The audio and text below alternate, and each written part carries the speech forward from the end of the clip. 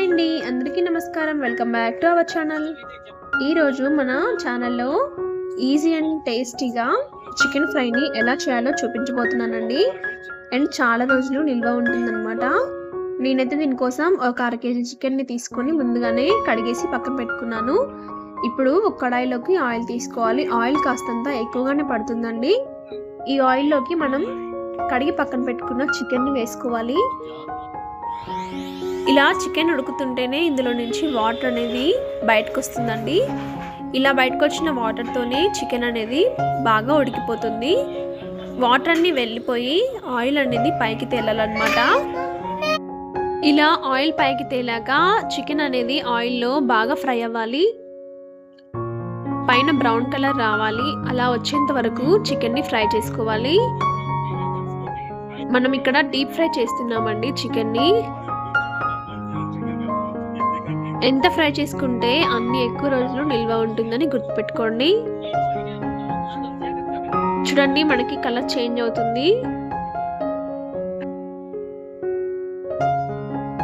ఈ విధంగా ఎర్రగా వచ్చేంత వరకు చికెన్ని ఫ్రై చేసుకోవాలి.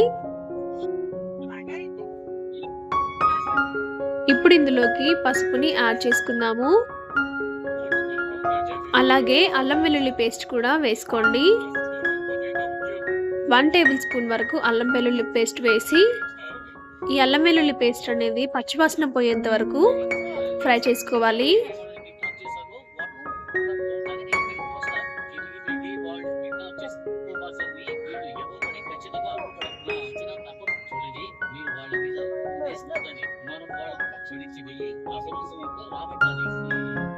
ఇలా బాగా ఫ్రై అయిన చికెన్లోకి కారం మసాలాలు యాడ్ చేసుకోవాలి.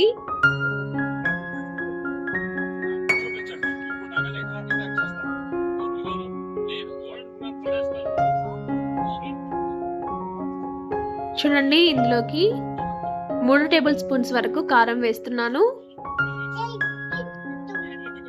మీరు కారానికి తగినట్టుగా వేసుకోండి.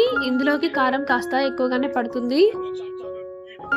అలాగే 1/2 టీ స్పూన్ జీలకర్ర పొడి, 1 టేబుల్ స్పూన్ ధనియాల పొడి, 1/2 టేబుల్ స్పూన్ గరం మసాలా పొడి, 1/2 టేబుల్ స్పూన్ చికెన్ మసాలా పొడి వేసానండి. ఈ పొడులన్నీ వేసేసుకొని మంటని లో ఫ్లేమ్లో పెట్టుకొని ఒకసారి కలుపుకోండి. ఈ మసాలాలు ఏవి మాడకుండా 1 నిమిషం అలా ఫ్రై చేసుకోండి. ఆ తర్వాత స్టవ్ ఆఫ్ చేయండి. అంతే, టేస్టీ చికెన్ ఫ్రై రెడీ అండి. ఎన్ని డేస్ అయినా నిల్వ ఉంటుంది.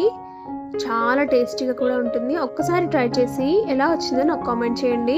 నచ్చితే లైక్ చేయండి, షేర్ చేయండి. మరిన్ని రెసిపీస్ కోసం మన ఛానల్ని సబ్స్క్రైబ్ చేసుకోండి.